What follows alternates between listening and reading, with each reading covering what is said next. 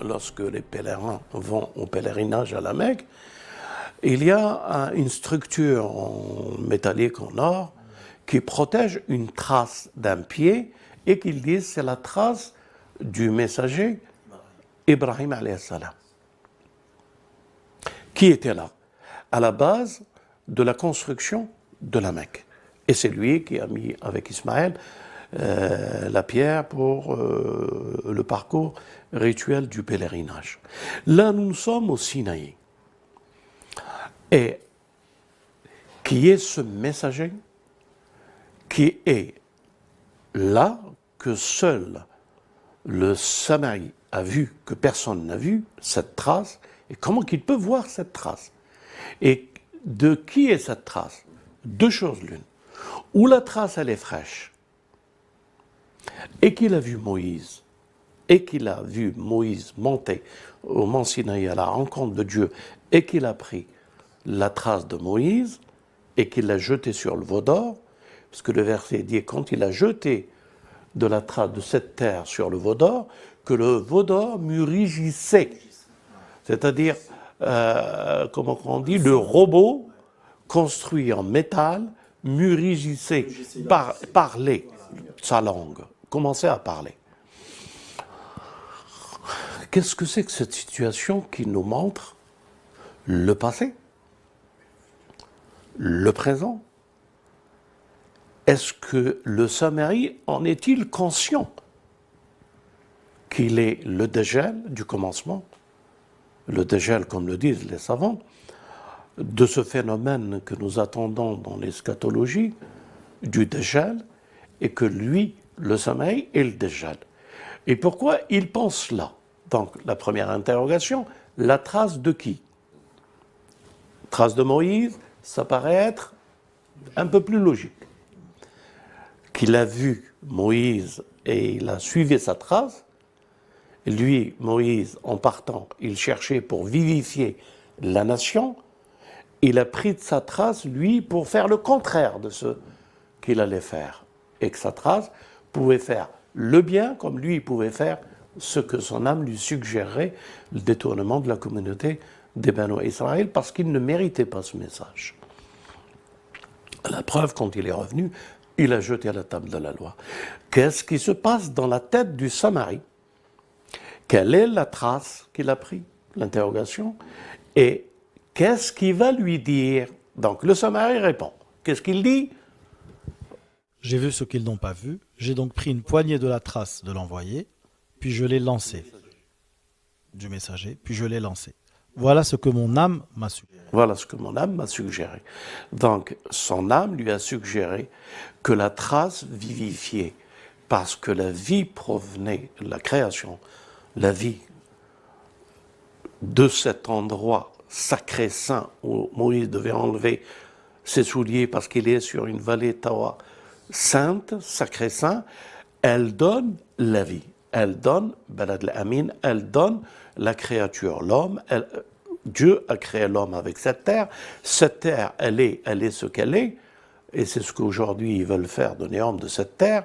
Donc, de cette terre, une trace du messager qui accomplit un dessein du commencement, le dessein du commencement, qui accomplit le dessein du Samari et qui accomplira le dessein de la fin. Là, c'est stupéfiant dans la science et la connaissance que Moïse vient de découvrir sur le Samari, mais que lui seul pouvait le savoir. Hein? Et c'est pour ça qu'il lui parle avec sagesse, et non pas comme il a parlé avec son frère, qu'il n'a pas laissé qu'il a laissé adorer le veau d'or, mais avec celui qui a construit le veau d'or, c'est tout un autre langage. Est-ce que vous avez compris?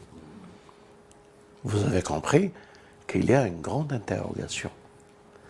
Alors nous voilà sur ce terrain saint, nous voilà devant le Samari, et maintenant Moïse répond après ce que le Samari a dit. Qu'est-ce que Moïse a dit? Donc c'est la suite au verset 97. Va-t'en, dit Moïse. Va-t'en. Dans la vie, tu auras à dire ne me touchez pas. Donc, pourquoi il lui a dit va, et dans ta vie, tu vas dire qu'ils ne doivent pas te toucher? Qu'est-ce que ça veut dire ça? Eh bien, parce que si, avec la terre et de ce qu'il a fait de cette terre, qu'il a jeté sur un veau d'or, puisque c'est lui qui l'a fait, tout ce qui touchera par cette intelligence artificielle ne fera que des robots, ne fera que le veau d'or, ne fera que les robots. Est-ce que je suis clair? Et quelle est la preuve? Continue. Et il y aura pour toi un rendez-vous que tu ne pourras manquer. Voilà. Quel est ce rendez-vous qui ne pourra pas manquer? C'est-à-dire le rendez-vous du commencement et de la fin, parce que la fin, c'est cette histoire que tu viens de faire, alors qu'elle n'est pas pour le présent actuel, mais qui est un signe pour le futur. Donc, deux solutions. Ou on parle de l'esprit du Samari, ou on parle du Samari. Là, il est dit, il t'est interdit de toucher. Recommence le verset. Dans la vie, tu auras à dire, ne me touchez pas. Donc, il doit dire, dans la vie, ne me suivez pas, théoriquement. Ne me suivez pas, pourquoi? Pourquoi? Et il y aura pour toi un rendez-vous que tu ne pourras manquer. Et ça, c'est qui? C'est Moïse qui parle, parce qu'il connaît le futur. Hein? Parce que ce futur a été une surprise qu'il devient présent à son époque, alors qu'il n'est pas pour son époque. Il a anticipé. Voilà. Tout lui parlait avec sagesse, en fait, parce qu'il savait. Oui, parce qu'il savait, voilà, c'est pas un homme d'ici, c'est pas maintenant que ça doit... Mais tu l'as fait, bien sûr, c'est un signe de Dieu pour préparer le futur. Maintenant, le futur de solution, tu ne dois pas toucher les hommes. Deux, tu ne dois pas, répète? Ils ne doivent pas toucher, ne me touchez pas. Ouais. Il doit dire aux hommes, ne vous approchez pas de moi. C'est-à-dire, si vous vous approchez de moi, vous deviendrez de l'intelligence artificielle, un robot. Donc, qu'est-ce que ça veut dire? Ça veut dire deux solutions. Comment reconnaître le Dajjal? C'est la première réflexion de nos savants. Mais suite à ces paroles, tous les savants musulmans disent que le Dajjal, c'est lui le futur.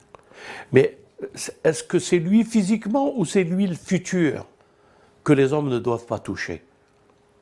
Je suis clair, les frères. Ok, ils n'ont pas tort. Hein? Ils n'ont pas tort si c'est l'idée.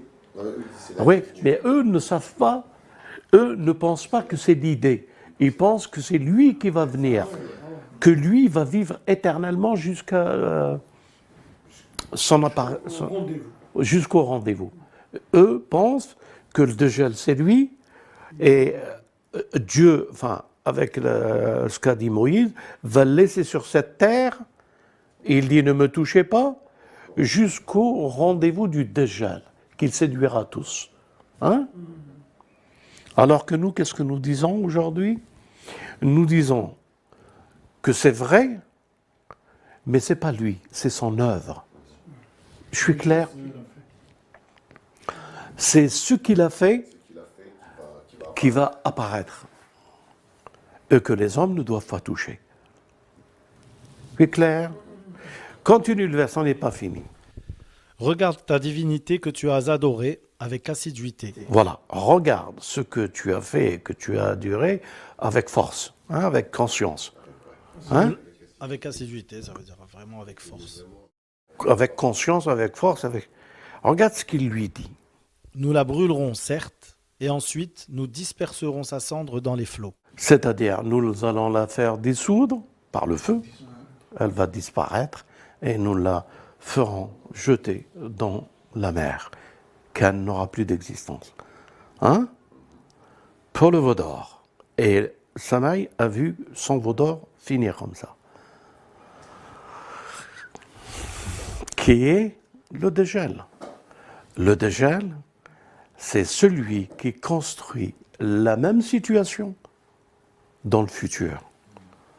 Et la même situation sera construite avec l'intelligence artificielle qui est le Dajjal, et que c'est l'intelligence artificielle, un le Dajjal, que parce qu'elle fera apparaître l'intelligence artificielle dans des robots comme le veau d'or.